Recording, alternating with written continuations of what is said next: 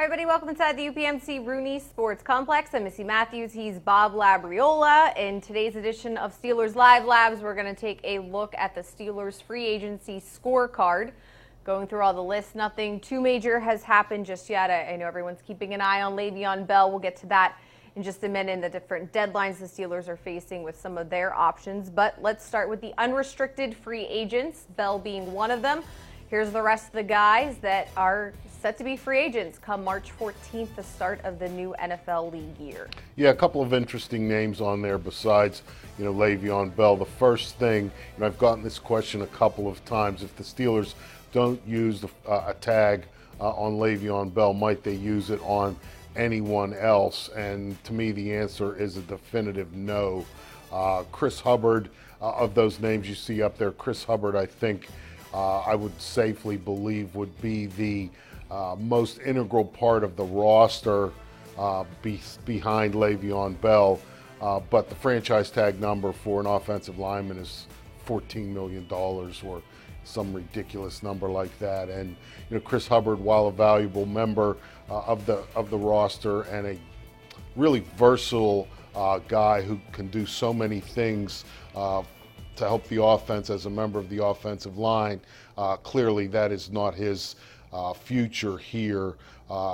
He's not a starter here and certainly wouldn't command that kind of money on a team that is facing some salary cap issues.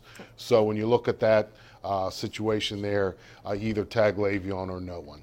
All right, in terms of tagging Le'Veon, we know Tuesday, that was February 20th. That was the first day teams could exercise their right to designate a franchise or transition player. Of course, the Steelers did that with Le'Veon last year, but they waited until February 27th. The deadline last year was March 1st. So right towards the end of that period, the last day for Le'Veon this year, if they do choose to use a tag as an option, is March 6th. But as we heard from Kevin Colbert last week, Labs, the goal is still a long-term deal. Right, and Art Rooney II has said that and reiterated it a couple of different times as well. And, and again, this is just me speculating, but I would think that the later it goes towards that deadline of March 6th, the more likely that sides come to a contract agreement. I think that for example, if the Steelers would tag him today, I think that might set negotiations back a little bit.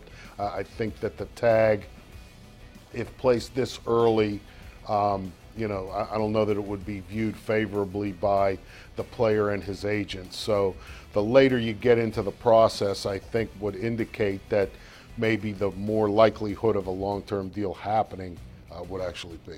And just to clarify, like last year, you can still get tagged and work out a deal. Yes, that's July 15th, I believe, correct, is the date for that. And while for the franchise tag tenders for all of the positions have yet to be determined, the Steelers can figure out what Le'Veon would cost them, because as a guy who was tagged last year, regardless of what the tag number is this year for running backs, he will be due 25% more than the tag last year. So, you can do your Gazinta's 12 I need my calculator for okay, that one. yeah, well, at those kind of numbers, Yeah. yes. It would be a fun little process if it was yeah. Your salary, but it's, and it's, it's in the neighborhood of 14.2, 14.4, something like that. So the Steelers, while they're still waiting for the franchise tag numbers for 2018 to be released by the league, since they tagged Le'Veon last year, they know what it's going to cost them to tag him again this year. All right, continuing with our scorecard, let's take a look at the restricted free agents. A few of them have already signed, as you see there in yellow. Punter Jordan Berry and also Roosevelt Nix, somebody who a big offseason for Roosevelt Nix, making the Pro Bowl as an alternate, getting a chance to go down to Orlando, and then this deal as well. And hey, he also had a podcast with the first exclusive interview with Ryan Shazier. Yeah, big offseason for Roosevelt Nix, and good for him. This is a guy I think who, deserves this kind of appreciation from the team. He has been very accommodating in anything that the Steelers have asked him to do. He has embraced the position change. He's actually, beyond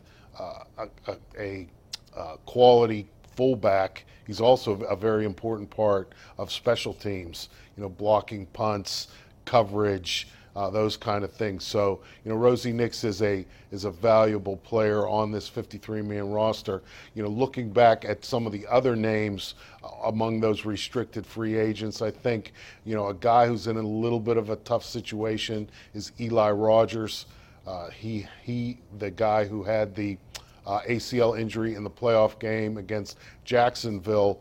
That kind of puts the Steelers in a tough spot, trying to know what they can expect from him health-wise, when he might be able to come back. Will he be available for the start of training camp? All of those kinds of things. And then the other interesting name on that list to me is Chris Boswell. Maybe the Wizard of Boz is one of those guys who, like Rosie Nix, is beyond the just a restricted free agent tender. A lot of times those guys who they reach restricted free agency, then they work on a one-year deal, and then they can become unrestricted free agents. I think that the Steelers' preference, certainly with Chris Boswell, would be to get something done a little bit longer term with him, because he is, in my mind, one of the best kickers in the league. He also made a trip to the Pro Bowl this year. All right, and very quickly, a look at the exclusive rights free agents for the Pittsburgh Steelers. All but one has signed their contract, so we'll keep an eye on that as well. Yeah, Mike Matthews, there was a little bit of buzz about him at the start of training camp. Certainly guys who can play center are not that common, not that plentiful, but he's another guy who had an injury in camp, went on IR, and that's where he spent the season. So, he's in a little bit of a tough situation with that, and because the Steelers, again, how do you accurately evaluate a guy who is rehabbing an injury? All right, we're going to take a quick break. Up next, we'll look at some key dates coming up on the calendar for you to mark down, and also a preview of the Combine. Don't go anywhere.